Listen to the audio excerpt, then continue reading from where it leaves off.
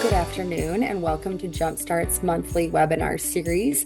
Today, the third in our sales series on scaling beyond yourself by staying visible, adaptive, and sustainable.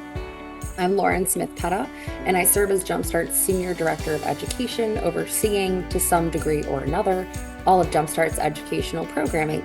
Jumpstart strives to provide you with access to the knowledge and resources you need to make your small business bigger and better. Visit our website to explore some of our other educational opportunities for small businesses and tech companies. Before I introduce our presenter today, a few housekeeping items. This presentation session will be 60 to 90 minutes with additional time set aside for Q&A. Our presenter may ask you to participate throughout, so please place your comments in the chat. Please make sure that your responses are going to everyone, not just to the hosts and panelists. You may need to change this in your chat. You can also see the Q&A, which is a great place to put your questions as they occur to you and to ensure we address them at the end. At the end of today's session and in a follow-up email, you'll receive the slides, the YouTube recording link, any additional resources relevant to today's webinar, and a brief survey.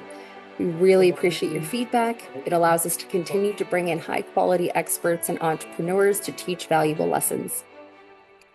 All right, without further ado, allow me to introduce our presenting subject matter expert today, Vic Ng of Viking Sales Consultants. Vic is the founder and head coach at Viking Sales Consultants, a company he started after several decades of success in the business world as an entrepreneur, salesperson, business executive, and sales manager. He has worked in multiple disciplines where he has been routinely recognized as a top sales performer. He has achieved extraordinary success while consistently going against the status quo in an attempt to dispel the myths about what really makes a salesperson most effective. He is an experienced public speaker, able to attract and engage attendees at seminars, online events, and via his consulting business. Vic, welcome back, and over to you. Why, thank you so much, Lauren. And we'll check in occasionally, make sure the logo is being seen. Let me know if not. And welcome back, everyone. Here we are spending our lunchtime together talking about sales instead of doing sales, but that's okay. You have to have a plan before you work it, and that's what I'm here to help you with today.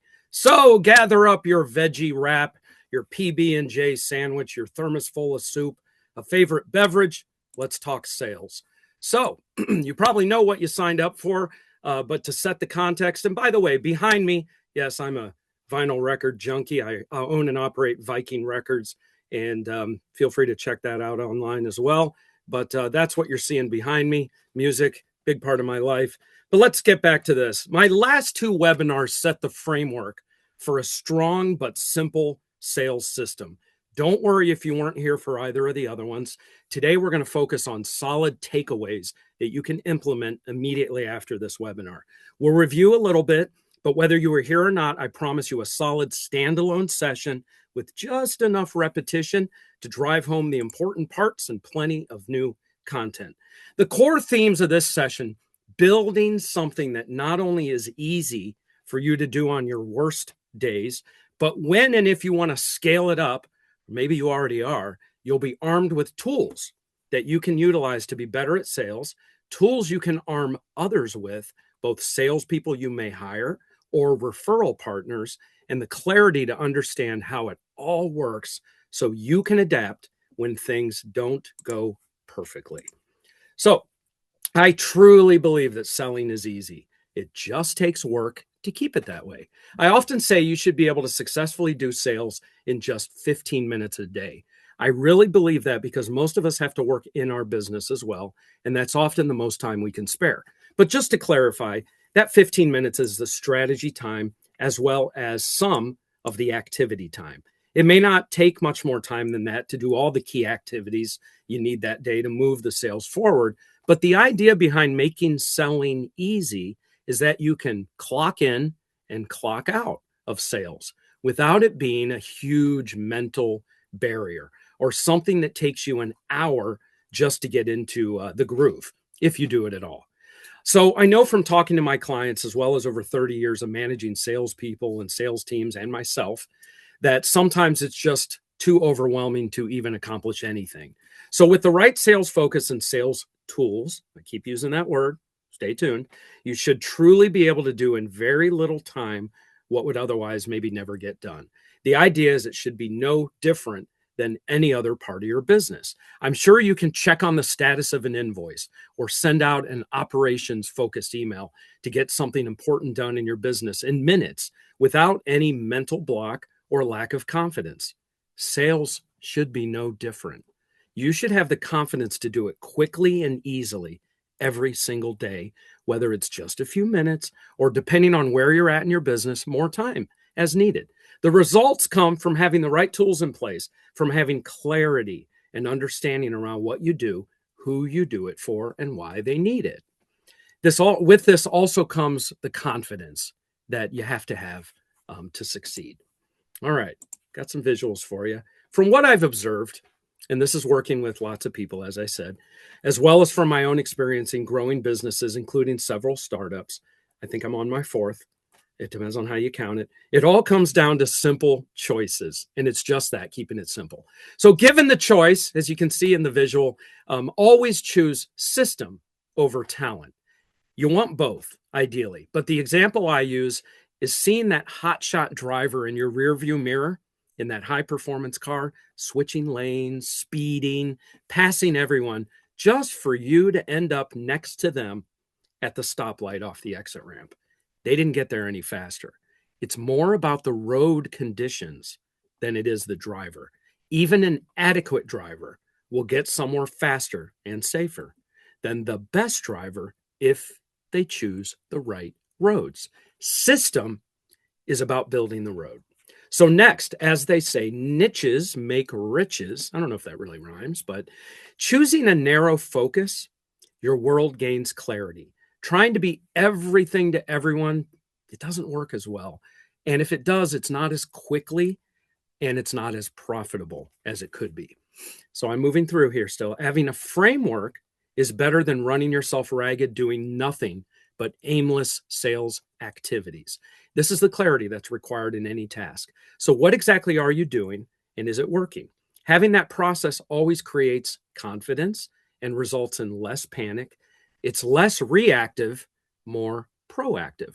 So doing a little effectively every day is better than being intense occasionally.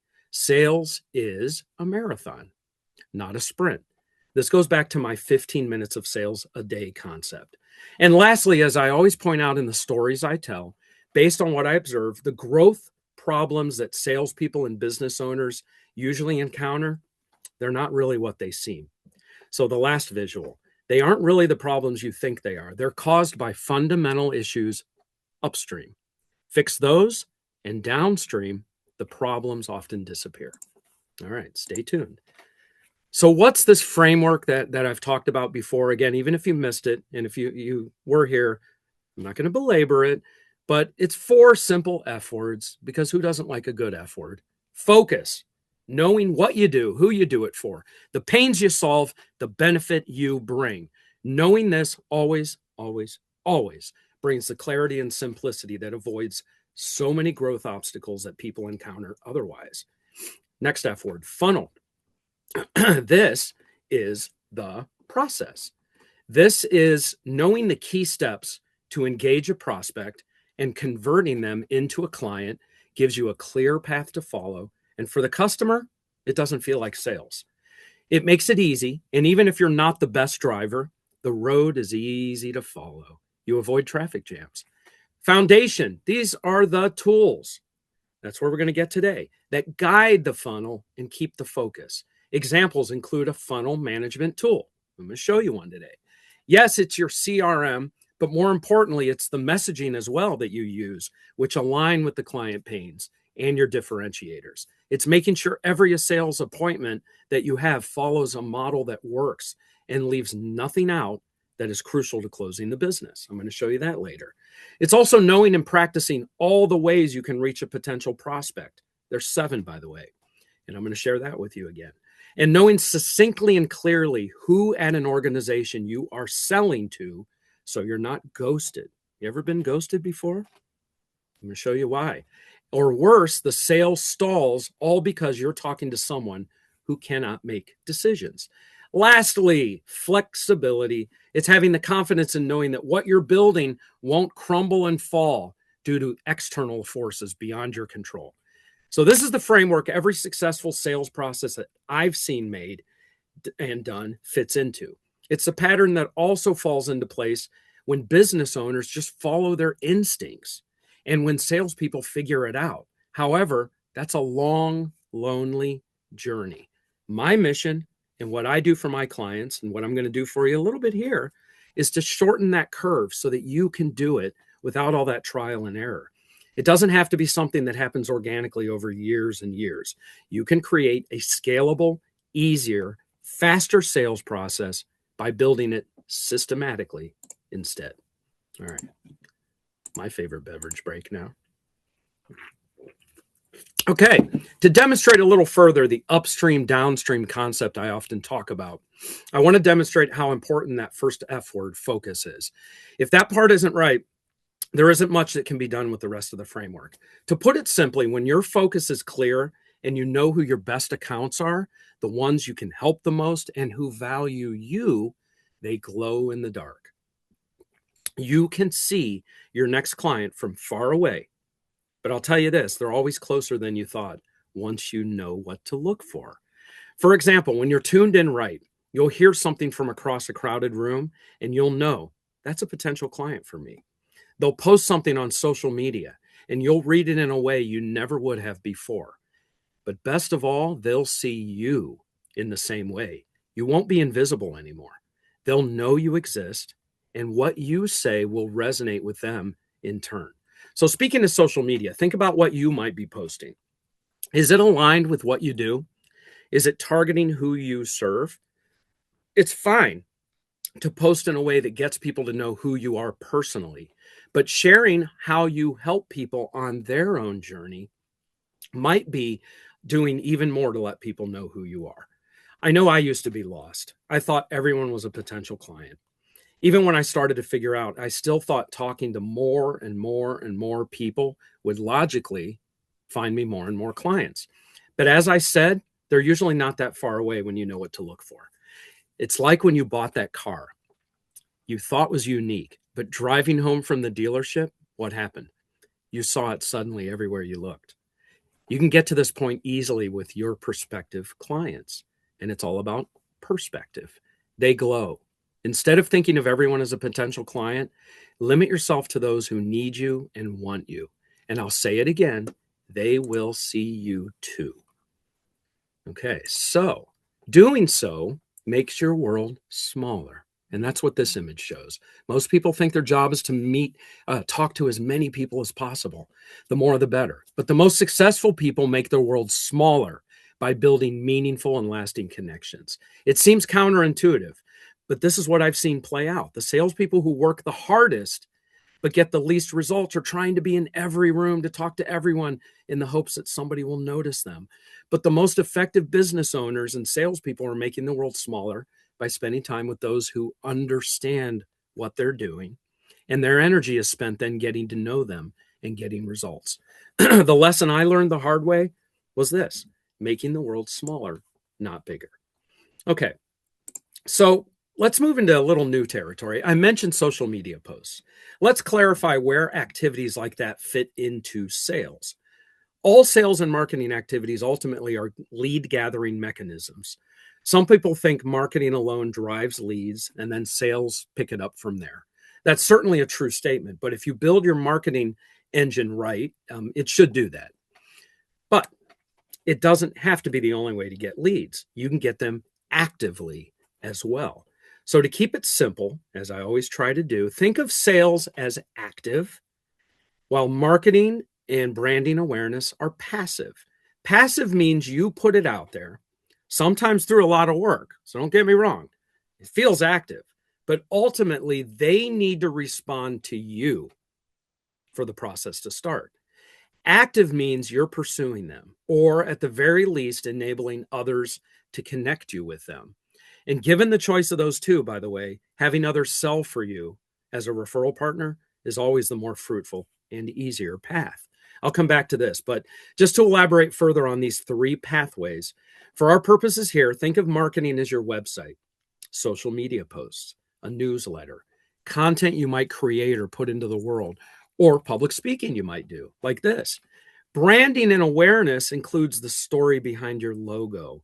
It's also you as an individual and the image you convey when you're out and about, your expert status, or just how people perceive you. It's also the reputation your company has and whether they're seeing you or not. So, for marketing and branding awareness activities, you might not always know who's on the receiving end of what you put out there. Now, if you're hiring the right marketing firm, you definitely can know an incredible amount of information. You'll know, of course, who's receiving your newsletter. And you can also get a pretty good idea of who's visiting your website and what they're looking at. This is where marketing begins to bleed over into sales. If you let them visit your website and you have an idea who it is, but you don't reach out, it's passive. You're relying too much on that passive nature of marketing, expecting them to just call you. This next post will really get their attention. That's not how it works most of the time. There are exceptions. Let's just say you use your marketing dollars to have a booth at an event or sponsor a group's luncheon. If you just think that alone is going to drive people to you, then you might be heading into what I call the land of disappointment. Instead, visit the land of joy and use that sponsorship as a way to gently leverage that position into an active sales opportunity. Okay, moving on. Sorry, where are we at? Okay, so what is sales by my definition, and how is it different than marketing or branding awareness? Sales is actively pursuing the companies and contacts you want to work with. As I said, you can do that directly or via referral partners. Now, this is the world I take my clients to because I'm a sales consultant and coach. I'm not doing marketing, and I'm not devaluing the power of marketing, but I'm making sure my clients are taking advantage of these leads and opportunities. I'm also encouraging them to build target lists. Who are the clients you want to work with the most? I know way back in my career, I made a list like that, and every business owner that I ever met who built something instinctively always had this. They knew there were a few key clients that if they landed, it would make it all happen. And when I made that list and I had a real big monster on the top of my list, that was the first step towards making it. It wasn't even a dream before that. It wasn't even on my radar. I thought it was too big and wonderful to happen. How could I, a mere mortal, land that big account? Is really what I was thinking without even knowing it. But I put them on the list, and it's in my book you can read about, but that story ended very well, as you might guess. So who do you know? So those are who the clients you want to work with the most. Who do you know, though, that if you just got in front of them, they would see your value? Send them targeted marketing, but even better, let's proactively go after them. That's where I lead my customers. The reason is simple, and this is why clients hire me. When you need new revenue now, these active sales efforts are going to get the results you need now. Before I move on, one last thing about marketing, and this is very important, especially to anyone who now thinks that I'm undervaluing marketing or hate marketing. I'm not. Marketing is a long-term strategy that will sustain your business and build the future platform for consistent lead generation. It's crucial to your business. But if you're in startup mode, need to scale up fast, or you're building a sales team, even if it's just adding your first salesperson for the first time, or you're struggling to take your business to the next level, sales is always going to get you results much faster and with you much more in control than any other method of growth. I don't think that's my opinion. I think that's a factual thing to say. So yeah, sales and marketing go hand in hand. There's just a time and a place for each to be the primary focus. Similarly, selling directly to prospects via trusted partners also go hand in hand. So let's move on to that. All right, we're getting into the tool building.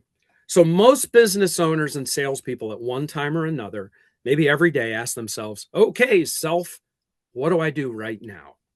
The answer comes from having a playbook to follow. Now, it starts with that target list. So I want you to be thinking of just one client that if you got in front of them, they would see your value. Okay, so who do you want to work with? Who can you work with? Who is your ideal client profile? Assuming you have that, and if you don't, and you weren't on the first two webinars, make sure you go back and check out those recordings online. But if you do, this is how a typical attack plan might look, a step-by-step playbook. So often I'm working with business owners and their teams who are not salespeople, but this also works with the salespeople I coach as well. The outcome is the same, but this is important. The reasons are different. Non-salespeople want to live above that line you see on the screen. And I'll walk through it for those who maybe can't see it. But in the middle there and below are your hardcore cold call sales techniques. As you can see, there's many ways to reach a prospect. However, if you can stay above that line, not only is it easier, but for those who don't think of themselves as salespeople, they're much more in their comfort zone, and that's fine. But for the salespeople I coach, the attack plan often serves the exact opposite purpose. They're wired and accustomed to just pick up the phone, to go visit, to do something. That's their comfort zone, believe it or not. Even if they don't love it, and even salespeople who don't know they have to, they jump right into sending emails and sending messages on LinkedIn instead of doing the obvious first steps, which to many of you would be the first 6 steps above that line. So we're going to walk through it, but let me give you a solid example. Every single week, I encounter a client who discovers a company or individual they've been trying to catch, and like I said already, was right under their nose the entire time. All the sales activity they were doing or struggling to do wasn't needed at all. If they just followed steps 1 through 6 instead, they might have closed that business a long time ago. So now you've probably been looking at the image. Let me walk through it quickly with you. It all starts with targeting that prospect. Again, your ideal client profile, your ICP, someone who already needs your service. They might just not know it yet, and they certainly don't know you exist. So number 1, identify that company and then that individual. If it is a company, then number 2, identify the appropriate contact names. This is where a lot of people go wrong. I talked about this last webinar quite a bit. Be sure to target the people who are the economic decision makers, the ones who write the checks. I know a lot of you are thinking, but that's not the way it works. It does. The rest of them are forced to fit you into their budget that they have already been given.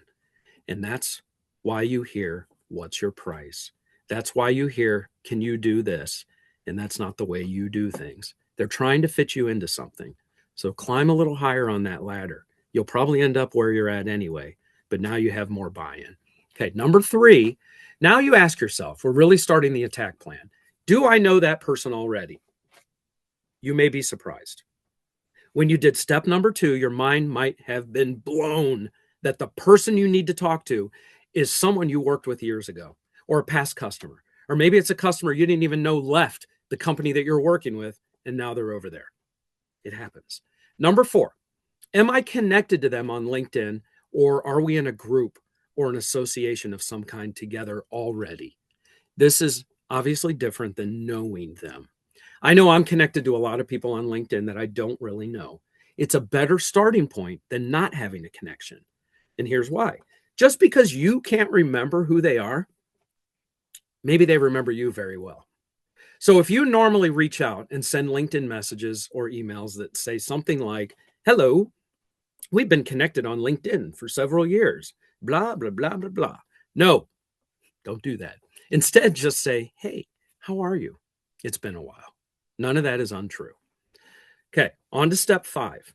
And this is where we're going to spend some time. Who do I know that can introduce us? So we're going to come back to that. Lastly, number 6, how could I bump into them? I don't mean stalking them, although salespeople often feel like they're doing that. I know I have. But what I mean is that, for example, you find, let's say that all the people you're chasing seem to all be a part of an association or group and actively involved. Then that's a no-brainer. You need to look into that group. And if you can't be a part of it, maybe it's a professional association and you're not one of them, but this might be a sponsorship opportunity. It might be a great chance to blur marketing and sales like I described earlier. And I also tell my clients, and I've seen it done successfully, if the group doesn't exist, start it yourself. Anyway, for identifying people who know the people you want to know, that's kind of back to step number 5. If only there was an amazing and free tool that would let you do everything above the line on this attack plan. And there is. It's called LinkedIn. I'm going to pause there and take a sip. Lauren, we good? Any questions bubbling up yet? No bubbling questions yet. Okay, that's good. That clearly I am just making it so easy to understand and enjoyable. And everybody's digging into their lobster and whatever fancy swanky dinners you're having. Okay, back to the show. All right. So LinkedIn. I've learned there's two ways people view LinkedIn. And this is a key takeaway for you. So put that lobster down for a second and write this down. Or just listen. Many people think of LinkedIn as just another social media site like Facebook, where you can post your observations on life, skillfully market yourself, or find a job. I know I have in the past. That is 100% true, that it can be used for all of that. But, and especially pay attention, if you're the one that's like, I'm not into that, okay, you can use LinkedIn in the way I'm going to walk you through next as part of your sales attack plan without ever posting a single thing on LinkedIn. All you need to do, though, is make sure you're connecting to people. Connect to everyone you meet. I mean that. I don't recommend connecting with people you haven't met, but you can. A lot of people do. If they accept on the other end, promise me, don't read anything into that. I beg you. It doesn't mean they want anything to do with you. They don't want to buy from you. I've heard that a lot. Well, they accepted my LinkedIn invitation. A condescending pat on the head is what I could do. Sorry to be rude, but it doesn't mean anything. They're doing what I would recommend. Connect with people. You're building a network. So as I'll demonstrate next, though, you can do something with that if somebody accepts it. So I have landed real actual business throughout my career as recent as 2 weeks ago using these methods that I'm going to show you. In fact, I know of at least 2 networking groups that use this as their basis. Some of you on this call might be in one of them. It gets results, it's easy, and it costs virtually nothing except your time. But it's all contingent on the belief, so let's get philosophical, that trust can transfer easily from one person to another. The transitive property, they call it in math, I believe. If you have a friend or a client or a business associate of some kind who knows and likes and trusts you, then you can bet that it transfers to the person who they know and like and trust. So how do you do that? Okay, we're back to that attack plan. The steps above the line are repeated here in a different way. Am I connected to the person already? Is anyone at my company connected? I think I skipped that last time. Who do I know that can introduce us? What interest groups or networks do we have in common? But a quick detour, it also works another way. So here they are. I'm going to walk you through 4 simple steps to ask for an introduction utilizing LinkedIn. On the left is how it's done the way we've already been talking about. That is through an ideal client profile contact. So let's say you've identified an economic decision maker at a target prospect you want to work with. You find a mutual connection on LinkedIn, and I'm going to show you this visually, who you know wouldn't hesitate to introduce you to someone. You talk to them, you ask for their help, and you make it easy for them to do it. Okay, that's one way. But you can also do it through the back door in a way. On the other side is how you start with the referral partner. Think of someone you know who would do anything to help you out. Hopefully you have lots and lots of them. Family, friends, clients, coworkers, past clients, past coworkers, people you see regularly when you network. Who can start, or you can start with their LinkedIn profile, which are the 4 steps on the right. Filter their connections to find people who match your ideal client profile, and then follow the same process. Talk to your referral partner, ask for their help, and make it easy for them. Okay, so how? Here we go. I'll show you. All right, I grabbed some random weirdo off of LinkedIn. Actually, this is my friend Josh Muller. He runs Maple Creek Coaching, phenomenal business coach if you need one. Obviously, I'm connected to him already, but let's pretend for a minute that I wasn't and that he is someone who I wanted to be introduced to. Okay, so there's a link there where it says 500 plus connections. You can click on it if they don't have it blocked, which some people do. They shouldn't. Can't help you if they do, though. So I could click on all his connections and see them all, but we'll come back to that. Look below that where it says a couple more of my friends, Chris and John, and 285 other mutual connections. And if you build that network, by the way, you'll see these numbers. I meet people for the first time, look them up and go, how do I not know this person? 200 mutual connections. Guess what? That means They were right under my nose all along. All right. So anyway, that is a link, even though it doesn't show as a link. You can click on that line that shows the faces, the names, and the 285 mutual connections. So if you do, it's going to pull up all the mutual connections that we have in common. You can do this for anyone that is either a first or a second degree connection. You remember the 6 degrees of Kevin Bacon? We're all connected on planet Earth through 6 degrees, even to Kevin Bacon of Footloose fame. But let's get back to this. Up on top, next to Josh's name, you'll see it says first. That's how you know. And I don't think it goes to 6. It'll say first, second, or third plus, I believe. But if it's first or second, you're going to have mutuals. So we're pretending here I don't already know Josh. So if it said second degree, everything else would look the same. Then I'd click on the mutuals and I would look through. And I do this a lot when I coach. I like technology, but the index finger. You take that index finger and you just go right down the screen. And what you are looking for is somebody who I know, like, and trust, and vice versa. So I have a client I worked with all of last year that came from one mutual connection. That's all that was on that line for somebody who I know. It just happened that the one person we both knew was someone that we both knew well, if that makes sense. I knew this person well. He knew that person well. So I asked for an introduction. Literally, it was like 5 minutes later because I made it easy. More about that in a minute. And he became a client weeks later. So let's stop pretending I don't know Josh and let's explore the other way from the previous image that you can leverage introductions. So Josh is somebody I know. Remember, you can start with a prospect. If Josh was, you would see the mutuals and see who can introduce you. But now I'm going to say Josh is somebody who I know will help me out at any point. So I can click on that 500 plus connections. By the way, it always says 500 plus once you reach that number. It never shows the actual number. But once I click on it, it's going to list every single connection that he has. It's thousands, I'm sure. But then I apply filters, industry, contact title, keywords. I can help you get clever with this. Geographic regions. This goes back to the ideal client profile. If you think you can help everybody, this is going to be a tough exercise. But if you have tightened who it is that you know you want to work with, man, this becomes easy. I've done this from thousands of people and 5 people come up. I'm like, wow, pay dirt. That's easy. So narrow it down to a short list, get that index finger out, and then see if there's anyone who I think would be nice to be introduced to. Because you're going to get a few like, oh, by the way, you'll get a few where you'll go, I already know that person. Well, why haven't you talked to them lately? They're an ideal client. Okay. So now asking Josh to introduce me to some of those people, there's 2 obstacles. One is, does he really know them? But the main obstacle is Josh's time. So the key to making this work is make it quick and easy for Josh to do. So I'll show you how now. But let me pause here and make sure this makes sense. And Lauren, I'm going to move on unless somebody has a question.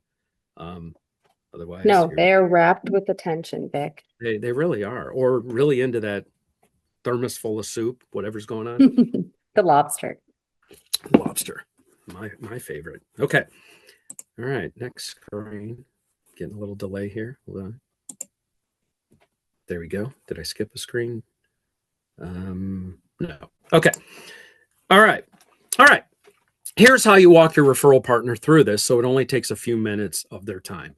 First, clarify with them who you're hoping to be introduced to. So I listed here, apparently Josh knows Paul McCartney and Taylor Swift and Jay-Z and Beyonce, who seems to be also connected to Jay-Z, and Michael Jackson hasn't posted on LinkedIn lately, but I don't know. So these are people I want to meet. So I might call Josh. I might, send a message. It depends on your relationship, of how familiar you are with each other. But you're asking the question, who are these people, do you know? And rest in peace. Josh tells me Michael Jackson ain't doing business with me anytime soon. So then we focus on some of the others. Sorry, I'm being silly. I'll just move on. All right. But I do this when I have coffee meetings with people. Now, I wish I would practice what I preach, because I find myself lately leaving meetings going, why didn't I do this? So do it. Do it. Even people you're just meeting. I've showed up with lists when it's right. Sometimes I've never gotten it out. But I'll have a piece of paper that has this template and the next thing I'm going to show you.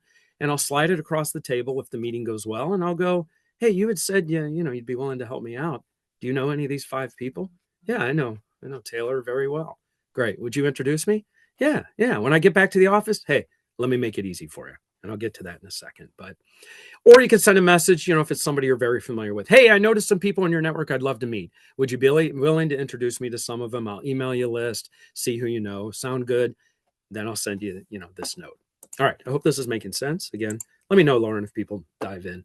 But the biggest obstacle, as I said, is someone's time. So the easier you can make it by telling them how to do it and what to say, the more likely they'll help you out. So here in this template, and this is something that I will email to people. I'll go, great, Josh, let me email you this, and you can send it on to Taylor Swift. And I give two options. And again, you got to spoon feed people, but maybe they don't need it. You don't want to insult them. Have a conversation. But I think most people appreciate when you can make it easy. And again, ask yourself, am I still waiting on that coffee meeting with so-and-so? Am I still waiting on somebody to introduce me? The answer invariably is, yeah, this happens. So make it easy. So the simpler, the better, the less options, the better. But here I'm saying, hey, send a LinkedIn message to both of us at the same time or an email to both of us. And that usually will get it going. And by the way, if it's somebody you need to talk to, give them a ring. And maybe it's a customer for you, but at the very least, warm them up. But then here is the text. You literally can copy and paste this. And mine follows a concept of mine I like called vaguely specific.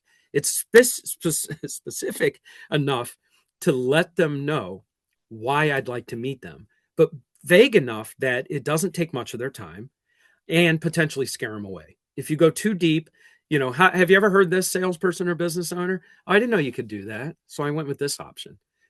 You're guilty of not being vaguely specific. You were too specific. So don't do that. All right. So mine is, hey, per our chat the other day, I'm assuming that Josh did, whatever, he can change it. Allow me to introduce you to Viking, founder and head coach of Viking Sales Consultants. He helps business owners like you scale their business to the next level by helping to focus on sales efforts that get results, whether you're just beginning to scale your business or have a salesperson on your team. So this is a little of, I don't know what's going to catch them, give them options. Or you're struggling, the salesperson struggling to replicate what you did when you first grew the business. Vic can help. Over 30 years of experience, blah, blah, blah. Pat myself on the back. Here we go. Send it off. And at the very least, I think it's worth your time to meet him. I've copied him on this message. That's not rude, by the way. So don't think it is. We all know each other. Transfers of trust. So it's not rude to do this to most people and say I've copied them on the message. Feel free to connect directly because everybody knows how many unread emails do you have, right? They'll move on if it's not going to happen. But man, the odds are so good that they're going to see it. And that's your goal. The trust your referral partner has is enough that they'll see something here that's worth responding to. And like I said, when it works best, you'll get an immediate response. Like, sure, I'm open to scheduling a meeting. And it's that easy. So visualize that plan of attack, which was a whole bunch of like, well, first I'm going to do this. And if we don't have to get to that cold stuff of picking up the phone, visiting them, sending them a carrier pigeon message, whatever. All these ridiculous things you can do that are necessary, but not ideal. All right. So I hope you like this. It's a great way to meet people. And again, it works from a target. So here's a person I want to meet. And you pick the right one at that company. Promise me, somebody who's in charge and can write checks. Or you did it by taking a trusted partner and combing their network. And this should be fun. If you have people you haven't done this with, do it. Like set up a meeting and in advance. And this is the basis of some of the networking groups that I know of and one that I'm in. And you meet up and you share that list. All right. I learned it from them, so I take no credit. There's nothing new under the sun. Was that a Shakespeare line? But this is a way to get you to the front of the line. All right, back to the attack plan. So this is the 15 minutes a day concept at work. That was a really easy way. If you just sat down and made a target list of 3 companies and you started to go through this, okay, got 3 contact names and I feel like they're the right people. Do I know them? Am I connected to them? Who do I know they can introduce to us? Where or how could I bump into them, etc. And if you're part of an organization, number 3, do I know them becomes, does anybody here know them? And it's kind of a blur into number 5 because that transfers as well. All right. All this is good stuff to do before you do steps, in this case, 7 through 12. And I customize attack plans for my clients, but there's 7 ways to reach a prospect. The 7th way Sounds like a title of a book for somebody here, is all marketing. And I hate to just lump it all into one category, but this is a sales discussion. But the other six: email, phone, some sort of message. Could be LinkedIn, could be text. So now maybe there's multiple ways in there. Mail. I have a couple clients that surprise me. I mean, it's just not my style, but it wasn't that long ago. I was writing thank you notes for meetings and things. It's still alive and well. Texting, actually, message is more LinkedIn. Texting is cell phone. And those are distinctly different. And then visiting. Don't forget that. All right. I'm probably belaboring something simple. So let me move on. And don't forget to repeat. The last step was go back to step one. Why? Don't chase ghosts. The person you're trying to reach may not even work there anymore. And they might have been replaced by someone you know. Don't chase ghosts. Okay. All right. Quick notes about referral partners. When someone does connect you to someone, thank them. That isn't on the screen. Thank them. Keep them in the loop. Let them know how things went. Even if it doesn't pay off, thank them for taking the time to do it and offer to do the same for them. I always tell everyone I know, I'm happy to introduce anyone I know to anyone else I know anytime. Why wouldn't I? And in return, I keep these valuable referral partners aware of what I do and who I'm hoping to work with. And again, if you don't have it succinctly down what your focus is and what you do and who you help, it's really hard for referral partners to be watching out for you. So niches make riches. Niches make riches. All right. See item 2 on the list up there. Keep referral partners out of the sales funnel. I don't mean to make it sound weird and rude, but this is kind of important. Most referral partners don't want to get tied up in your sales process. But every once in a while, you'll have someone who wants to try to sell on your behalf a little too far. That's not a good idea. First of all, they shouldn't have time for that. Second, having someone sell for you can become complicated. They don't know your process and you don't skip steps. Messages can get lost in translation.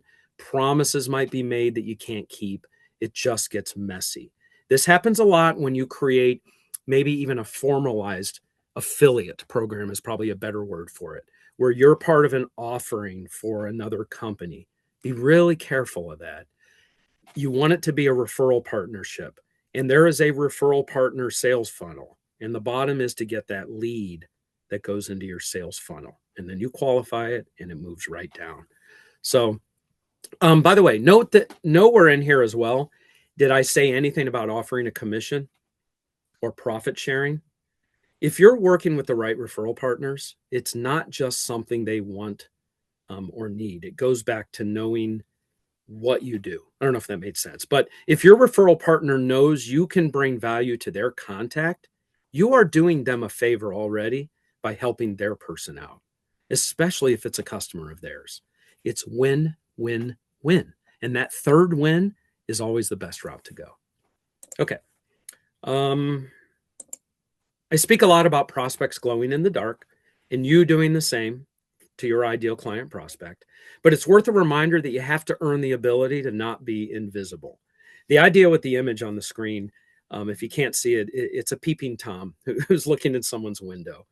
You're watching them. You see their LinkedIn post. You follow their company.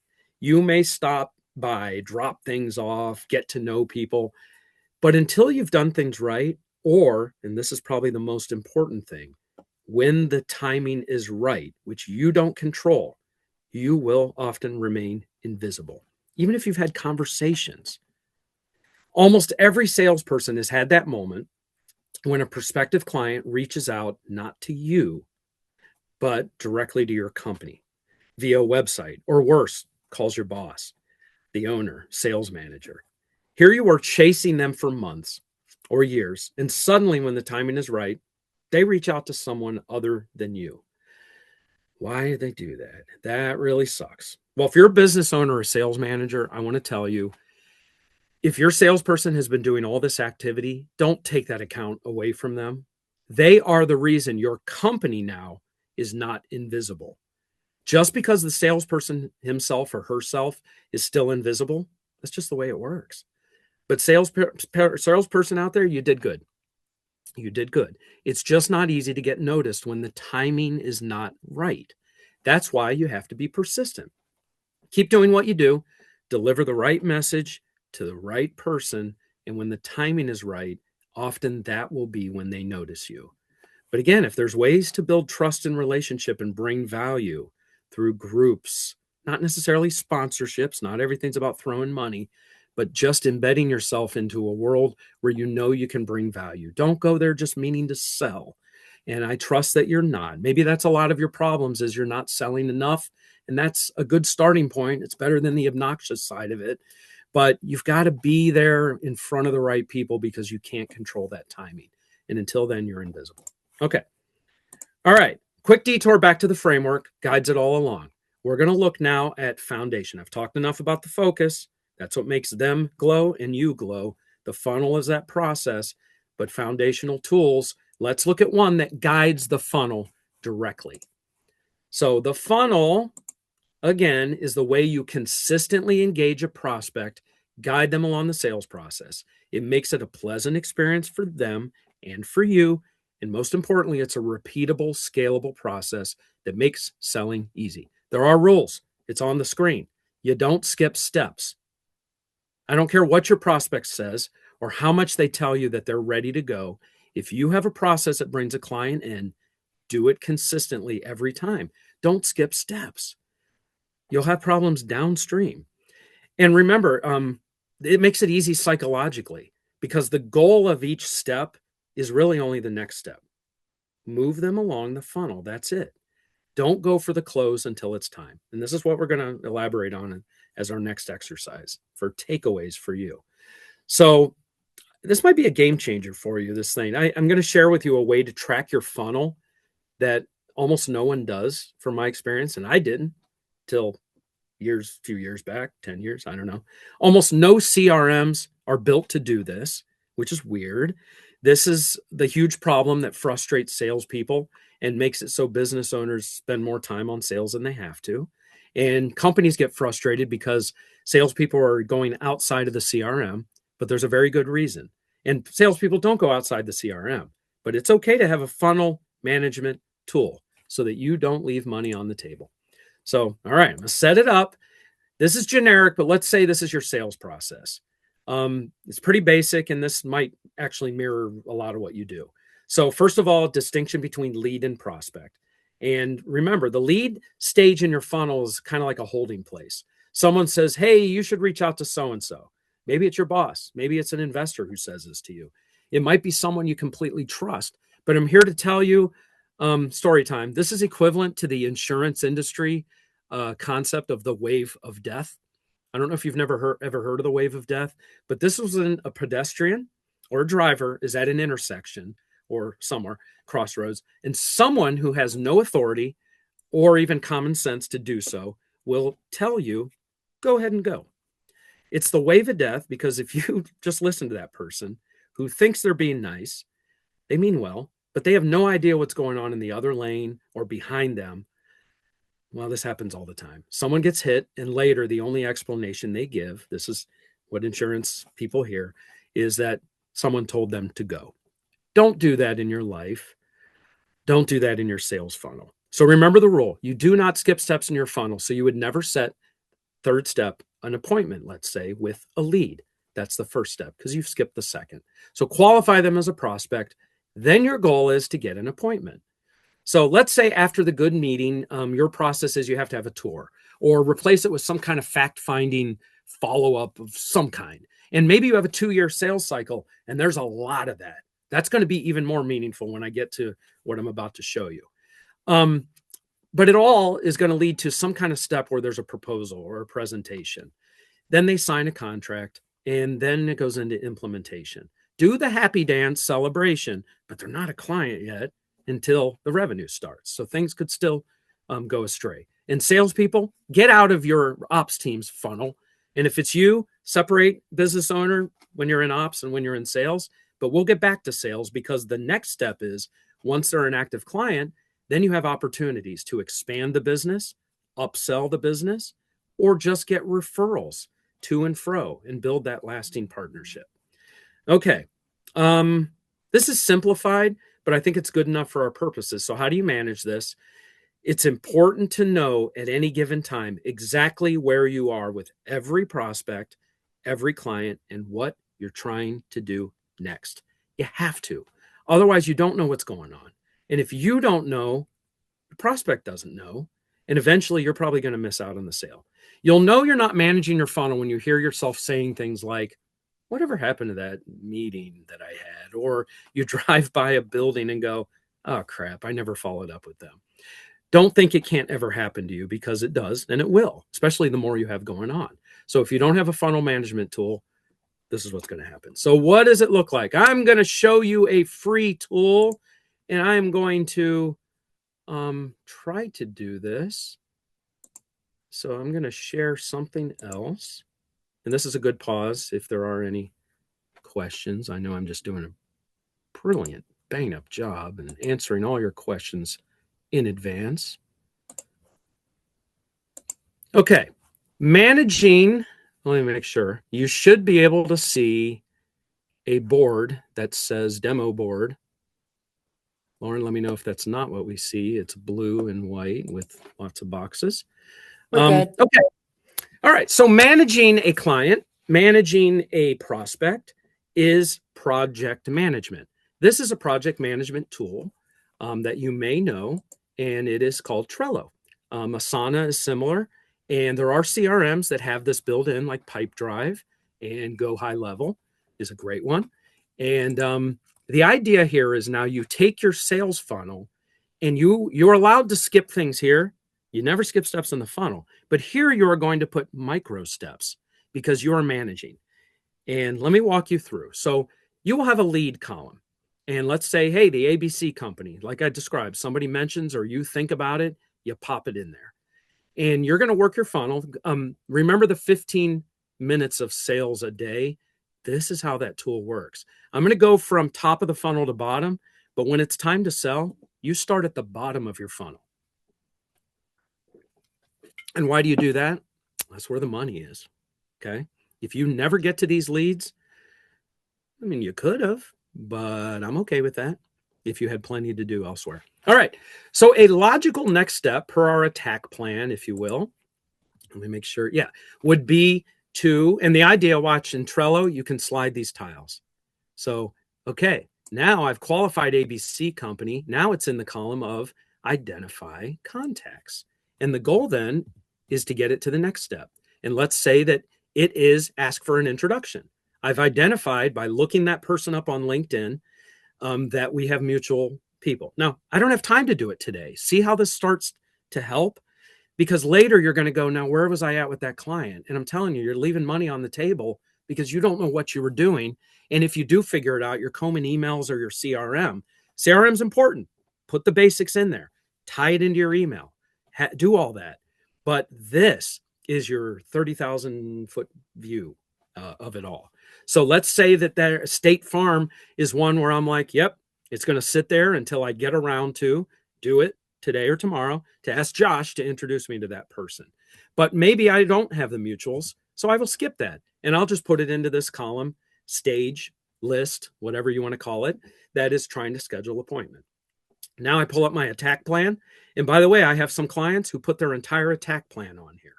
So you're just sliding it along. So that's the goal here. And the next one is appointment scheduled. I know this seems, extra, then don't do it in your funnel management. But I, for a long time, had a column that said appointment scheduled / completed because it was kind of the same. It didn't matter to me. I eventually separated it because once a list gets too long and you have to think about where you're at with that client, then you have lost time and you're going to get discouraged and you've lost clarity and understanding and confidence. So that's the whole idea. And I hope you're with me.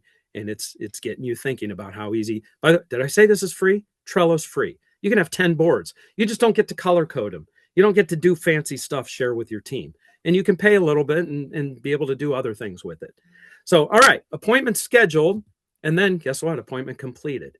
And maybe it doesn't really sit there and it goes into the next meeting is scheduled, some sort of info gathering or whatever. And then maybe you're creating proposal. Maybe you create a second stage and one is, you're waiting on engineering to get you the numbers so you can do whatever. this becomes your project management tool. And then I haven't mentioned it here, but here's a golden rule. You don't email off proposals. Don't do that ever. I can't think of a moment when that would be useful. You have a conversation about it, and then maybe you send it off because why? But if the answer is because they want to share it with the economic decision maker, you see what you've done? Like, what's going on here? Now they're selling on your behalf. Keep them out of your funnel as well. All right. So proposal discussion scheduled might be a step. And now it's completed and the contract's been sent. That you can send. Here, sign it. DocuSign. I'm on the phone with you. Did you get it? Okay, sign it. Good. Send it back. Get it done. Contract signed, hand off to operations, implementation. Salespeople, let your team do their thing, but you're watching it. You know where it's at. And then as soon as they tell you we're ready to go, first invoice has been sent, do the happy dance. They are an active client billing. But this is where you can get creative and start deciding. And I have a client, by the way, who has like 30 of these rows, and he loves it because he's got a long sales cycle. And for his clients, he just slides them around from day to day. He's like, today I want to sell him more of this. And I feel like this is the next place. And I got to schedule a quarterly business review. And I got to do this. Or, oh my gosh, I got to talk to operations about it. Schedule a check-in, visit, ask for referrals, schedule a lunch and learn. There's a million things you can do. And as I said, when it's your 15 minutes of sales time, start at the bottom of your funnel, that index finger. Am I good with these clients? Wait, why did I put it in here? No, I'm going to move it over there. Okay, I need to actually schedule that. And again, you're forgiven. If you only spend time that day with current clients, it's not healthy long term. But if it's better than what you were going to do, and usually it is, like I had a client yesterday and I said, we talked about, here's a concept for you, of doing the next 50 sales calls. That sounds daunting. We broke it into, how about the next 5? And then the 5 after that. And then the 5 after that. But the question I asked was, because there's a lot of mental block around that focus and clarity. They're just getting started. They're a startup. And I said, how many sales calls did you do yesterday? And the answer was 0. I said, great. We have an easy goal for tomorrow. And you know what it is. Just do 1. So it's the same concept here. Yes, you should start at the bottom of your funnel and work your way backwards. And I have one clever client who said, Vic, why don't I just reverse left to right? Okay, that's funny. It doesn't matter as long as you get the concept. And you work your way up the funnel. Who now am I handing off to operations? Is there anything I needed to do? Because I got to get this moving. Who do I need to get the contract to? Who do I need to do the proposal for? Schedule that meeting. Who do I need to get it? All right. I am going to, unless there's questions on this, I will go back to our regularly scheduled programming. I hope this is useful for you. TRELLO.com. TRELLO.com. Trello. I have a lot of clients who say, we already use that. That's our ops team uses it for, or we use it for, implementation or, sorry, I don't multitask. I'm trying to do something. Now I don't have the ability to talk. Okay. But they will say, yeah, we already use that tool as an actual project management tool. All right, Lauren, let me know if I'm not back to the sample sales funnel, and then I will continue. All right. I guess if you were underwhelmed by that, then reach out to me. Let's talk, and I will convince you why that's like one of those transformative tools. It really is. And this is why every salesperson in the world would have a spreadsheet. They're trying to do what the CRM can't do. All right, back to the image deck. So what's another tool I can throw your way in the time remaining? I want you to have real takeaways. And this next one is probably the one thing that I spend the most time on with my clients. And I barely mention it, I think, in my webinars. It's the ping pong conversation technique. It gets so bad that I find myself making this tennis ping pong movement as I'm talking, because I'll do enough sessions where I'm demonstrating the ping pong method. And then I go home. This works at home, by the way. And I'll say, I don't know, my sweet, sweet bride. What would you like to have for dinner? And it's the ping pong conversation method, but it works everywhere. And let me entertain you with this. So my opinion, it's the only way to communicate. I kind of just made that clear, and it's become a habit for me, but it can become a habit for you. And I'm going to break it down into its little pieces. So as the image says, let's just make sure we're clear. It's a way of making sure a conversation goes back and forth, back and forth. So think of ping pong. Maybe tennis is better because I saw Marty Supreme, the new Timothy Chalamet movie. That ball goes too fast. That's not what we're trying to do. So it's more of a normal pace back and forth.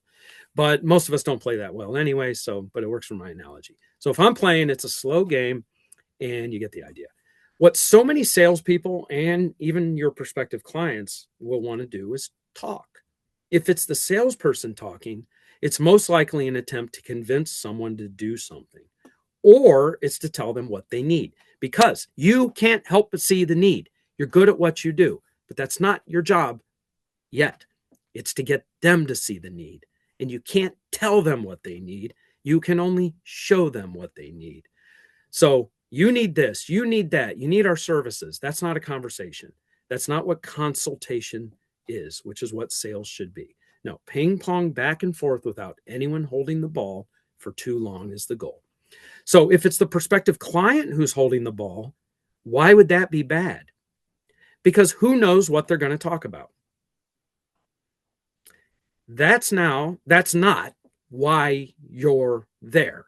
And most importantly, that's not why they're there, even though they want to talk. They met with you because they should be an ideal client. And what you're offering caught their attention. It's something they need and hopefully will want. So the conversation needs to be focused on that fact. So what's the key to make sure the meetings go somewhere and that everyone gets the time they need? It's the questions. Clarifying questions, as it says on the screen, control the dialogue. All right, let me demonstrate in another way. Simple. It's really three things, because the fourth is repeat. Number one, seek in the sequence. Ask questions with a specific goal in mind. It can start with this: how are you today? That's okay. But the goal is to lead them into an area that they would be willing to discuss, and that sheds light on why they agreed to meet with you. I could say to a prospect, for me, I think you guys know enough about what I do. So would you say your current sales process is getting you where you want to go? I don't know if I'd open with that, but you get the idea. It's a good question. It's on point. It's broad, but different people will grab onto that in different parts. They may say process. What process? You just hire the right salesperson, they'll figure it out. So that aligns where I want to take them make whatever, you know what I'm trying to say. Then I might say, do you have processes in other parts of your business? And you can imagine what they're going to say. I say, great. Do you think that's key to your success? And this takes them deeper into the area I want to talk about, which is sales process. So they might say instead, well, we have a process, but we're not sure if it's taking us where we want to go. Then that's a different direction. And I might follow up with, well, are you far off from your goals? Where do you need to be? So what's important to do after every question, I skipped a little there, but that was a question exercise, is listen. And then number two, clarify. Paraphrase back what you heard to demonstrate you're following them, and make sure that you actually have it right, and that they have an opportunity to as well clarify if they didn't say it the best way they should. So little back and forth. Say things like, okay, I hear you saying, or if I understand you correctly. And in my sessions with my clients, they learn. I'm doing that constantly. It's natural. So my sweet love, I say to my wife, if I hear you correctly, Italian's out. Okay, this is what you do, but we're getting somewhere. And I say this to my clients, as I was starting to say. So if I understand you correctly, yeah, Vic, you understand me. All right. So let's say, back to this little fake role playing I'm doing both parts for. We pride ourselves, we pride ourselves on our process. That's our main value proposition to our clients: consistency and systems. So I might say, okay, if I understand you correctly, your entire business is built on the concept of standard operating procedures and systems. Do you have one for your sales? And then we start getting somewhere. What's the most important thing to you? You told me it was sales. You told me SOPs guide your business. Why would it be any different in sales? Maybe we should talk. And that's how every scene ends. If it's not a meeting, maybe we should talk, because that's the next step in my funnel. All right, number 3. So we got question, clarify, confirmation, confirm, or as I've heard it said, test for acceptance. Make sure you're truly getting what they're saying by saying it back. That's the paraphrase, but then using the background of what it is you do without going into a lecture and then saying, do I have it right? And I think that's what I just did in my last example. So it might sound more like this, though. If I could help you capture what processes you've been following to land the clients you have now without even realizing it, would that align with the way you approach your business anyway? Do I have that right? That's a test for acceptance. And again, all this has been a repeat. It's back and forth. So you ask another question, digging them deeper. And if you really do want to help them into an area that leads to you as a potential solution. So let me ask you more about the sales successes you've had. Would you say there's key things you did every time when you landed your best customers that maybe you didn't do for others and had worse outcomes? So if you're thinking, well, okay, so if you're thinking, what if I ask the wrong question? That's the beauty of this. You're having a conversation. If it goes the wrong direction or you're truly not following what they're saying, then you're going to quickly find out, and you're not going to just let them talk and talk, and you're not going to talk and talk. You're going to have a conversation, and you're not going to walk away from the meeting wondering why you didn't learn what you needed to learn and kicking yourself for not having a better meeting. So ask a question, clarify or paraphrase, confirm, guide might be another way to look at it. Confirm and guide them by asking another question. Back to the beginning. So if we have time, I'd love to role play this with some people. But before we do, let me put it into its context a little better. Okay, so here's another takeaway. When you're at a meeting, virtually any meeting, there's always a flow that's consistently followed. And I see this pattern like constantly, everywhere, but especially in every business meeting. That feels like a good meeting, by the way. So if you can be aware of this flow, you can control it. If you do that, not only are you able to walk away from meetings with your objectives met, as I said, whether it's to learn, by the way, that you're not right for them, or whether it's to get them to the next step in your funnel, but it also gives a much more rewarding meeting. By following this, and another tool is a structured meeting guide that walks through the questions to ask and how to do it. Man, I constantly, I'm not making this up. It's not hyperbole either. People would say, this is great. I love this meeting. These are great questions. You've got me thinking. Who are you? What's this magic form you're reading from? Where have you been my whole life? Maybe that was hyperbole, but it is a much more rewarding meeting. So do you think your prospects want to spend their valuable time being sold to or spend an hour talking to someone and still not be able to share, what they need and have you learn if you're the one that can help them? Of course, that's what they want. So this is a standard meeting outline. All right, I've been talking around it and you've been looking at it. Number one, spend a few minutes, no more, no less, chit-chatting. If you're prone to talking a lot, limit yourself to 2 minutes. If you're prone to getting right down to business, force yourself, that was always me, to chat for 3 minutes. Look around the office, find something worth asking about. That's why they put something on the shelf. You talk to me, go ahead and ask me, what album am I listening to today? It's right there. If you know that album cover, you get a point. All right. But literally the meeting guides I'll create for my clients and created for myself and my teams as I was scaling businesses, walked right through this. Section 1, rapport, look around office, dummy proof it. And if you're insulted by that sort of thing, I challenge you to look at the other parts of your business.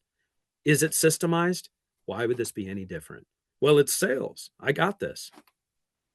Fatal words. I got this. All right. Number 2, this is so important. Get them back to the mindset they were when they agreed to meet. Since then, they're a different person. They might have forgotten you completely, or if not, they at least might not remember what prompted it. Get them back to that state. Literally walk them through the chain of events, what was said. They'll nod their head like you're an idiot since they know this, but trust me, you're doing a good thing by getting them to slow down and revisiting that place in their head when they agreed to spend time with you. Think of a doctor's appointment. I'm sure you naturally want to remind them of why you're there in case they end up doing something else, which they might. Do the same for a sales appointment. Okay. Next up. Number 3, learn their current state versus their ideal state. So this is a big part of the meeting guide I speak of that helps guide the meetings and drafts the questions. Because what you're trying to do is get them to share how things are now compared to where they want things to be.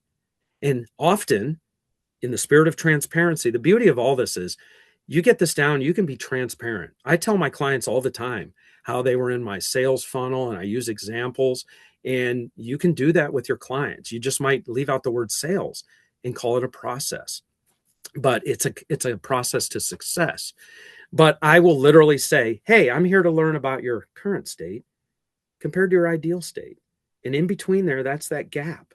Let's see if we can help you do something different. And if I'm not the solution, maybe you already have the solution. Let's just talk.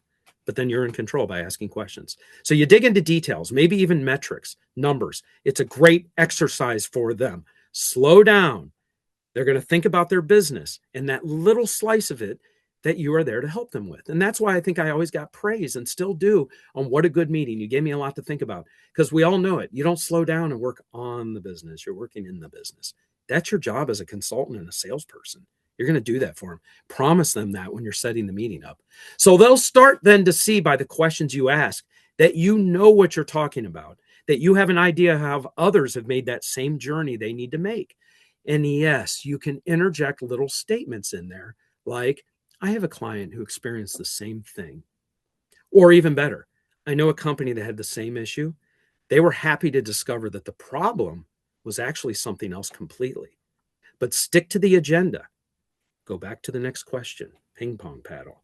Fully understand what that gap is between where they're at and where they want to be before you move on then to step 4. Ask more questions that make sure they understand the pains they're having and how that's not where they want to stay.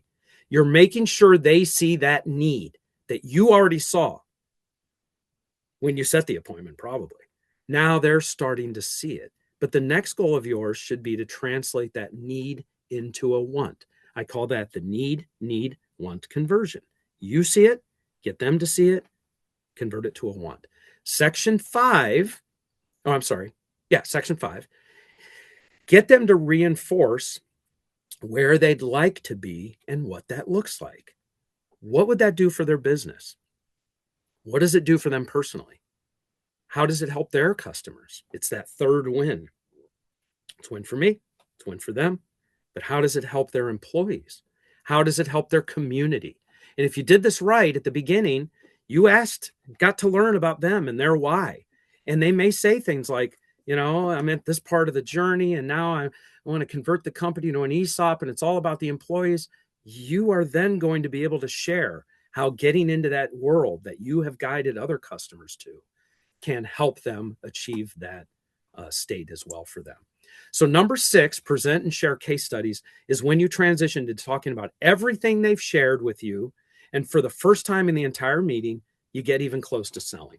And you do it not by talking about how great you are and what year your company was founded and sharing a PowerPoint presentation. No, you take the context of everything they said and you share how others just like them found their way to that ideal state, or at least closer to it, and how you, I'm pointing at you, were a part of it. You're the hero. They're the hero in the story. But if you do it right, you'll sound like the trusted guide. You will be Professor Dumbledore to their Harry Potter. You'll be Obi-Wan Kenobi or Yoda to their Luke Skywalker. And how does the ping pong conversation technique fit in? Because every time you were asking questions earlier, you were guiding them to share what you needed to hear and what you needed them to hear themselves say. You're not being manipulative. It's not that. You're doing what you expect a good doctor to do when you go for an exam. You want them to listen, understand, hear what you have to say, and offer solutions. And if they're good, they know what questions to ask because this is not their first rodeo. They know what's going on, and you start to go, yeah, you get me. Yes. When I Googled it. Don't tell your doctor you Googled something. They hate that. But maybe you're thinking, yeah, that aligns with what my own scientific research I did. All right. So that follows the same format as this agenda. And when it's done right, it feels darn good. So during number 6, presenting, sharing case studies, and you do the closest to presenting, you'll use their words right back at them to make sure they know you were listening and that they're not the first person to be taking this journey with you. They're unique. Don't let them not feel unique. But it's okay to say, I've seen how this movie ends. Let them ask questions then is the next step. From my experience, though, if you do all this right, they're different than ones you've heard before. It isn't, now what do you do? Or something close. They're buying signals. And at that point, it's okay to talk details like pricing, how you work with clients, but only if your sales funnel is ready for that. If the next step in your sales funnel is to schedule some sort of tour, fact finding, more you have to do, then direct the meeting to that. I was kind of doing a mock role play before, and I ended it, if you recall, with "we should talk." That's how that initial ping pong is when you're getting somebody on the phone or meeting somebody new and they're glowing in the dark and they start to see you glow. You don't start selling. Don't do any of this before the meeting. Hey, we should talk. Then you schedule this meeting. And at the end of this, okay, well, if you're ready to start talking pricing, let me do my due diligence because I can't give you a fair price yet. I could give you a really broad range. I don't know if it's useful to you, so don't dodge their question, but say, if you're really interested now, let's move to the next step. It's all about your process and why you don't skip steps. So if they're an ideal client, you ran the meeting right, using mostly questions, they'll say the words we all want to hear. And you've heard yourself say it. All right, tell me what we need to do. And that's number 8, next steps. And the meeting is over. Okay. I'm almost done, so I'll just kind of roll through and then we'll see if there's questions and where we're at. So why are we doing any of this? I've said this a few times. I like to be dramatic and silly, but it's because sales can be either a visit to the land of joy or the land of disappointment. Joy is the place where the process shines. It leads to scalable growth, less work, more success, a place where you can sell or transition your business and run it from afar.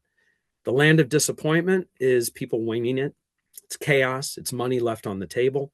It's contacts who disappear because you tried to convince them to buy from you instead of demonstrating why they should, or you simply failed to engage them in a process that leads them to the next step. The land of joy also builds confidence. So I had my usual anxiety attack before this webinar, but because I prepared a lot, I had confidence that it would go well, and I hope you agree that it did. Land of joy, land of disappointment, where would you rather spend your time? But what does all this look like to you and your company and your clients? Better clients means you can service them easier. And better service means your operations improve. You can hire better people. Or if it's just you, not be bogged down in difficult client stuff. Everything flows smoothly, which leads to even better clients.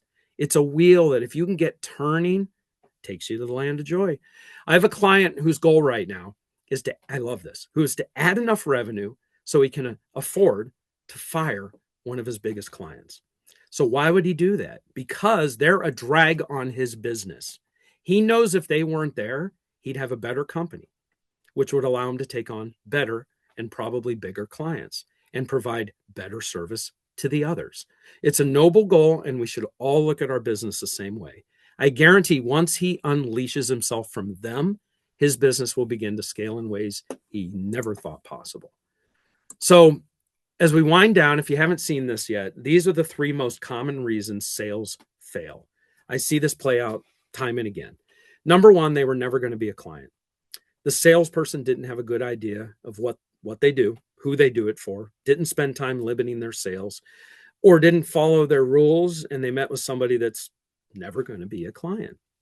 Or worse, number 2, they could have been a client, but they were trying to sell to someone who didn't have authority. But Vic, they said, I make all the decisions here. That is a telltale sign that they don't. Because what owner or person in charge has ever felt the need to tell someone that? Doesn't happen. Number 3 hurts the most. They could have been a client. They might have been ready to buy. They might have been able to buy, but steps were skipped in the funnel, or they were lost completely due to lack of follow-up or a clear plan. That funnel management tool, man, it's amazing how you will use that index finger and go down a column, and you'll be like, yeah, I need to call them today. Whoops. And you'll call them today and you'll get business. It happens. Um, Also, not following your process looks like you talked about pricing when you weren't ready to talk about pricing. And they said, well, think about it. You took the bait, you moved straight ahead to the presentation, to their entire team, maybe, but you didn't do all the fact finding that needed to be done. You might have taken the bait. They might have said, I don't want any of that. I don't care if that's what they want. Do you want what you told me you want, which is this and this and this, and going to this ideal state? Then this is the way it happens. And if that's not for you, I don't know what to tell you. I'm not in the business to fail, and neither are you. So don't skip steps. Land of joy, land of disappointment. All right. The end result, selling is easy, if you know the rules. Yes, it takes work to keep it that way. But the fundamentals are what really matters. I wrote a book here. This is the title, the cover with that title. If you're interested, there's a QR code for it on Amazon. But with that, I don't know if I'm going to have time to do, probably not, any role playing ping pong. So catch up with me if that's something you need to work on or intrigues you, and let's have a coffee meeting. And I might just ask you to introduce me to someone in your network. All right. With that, Lauren, I will open it up to any questions anyone might have. Wonderful. Thank you so much, Vic. Your energy is contagious and it makes it so interesting to listen to. So I really appreciate you. Anyone who has questions, you are welcome to put them in the Q&A, or you're also welcome to raise your hand at this point and I will unmute you if you'd like to talk to Vic directly.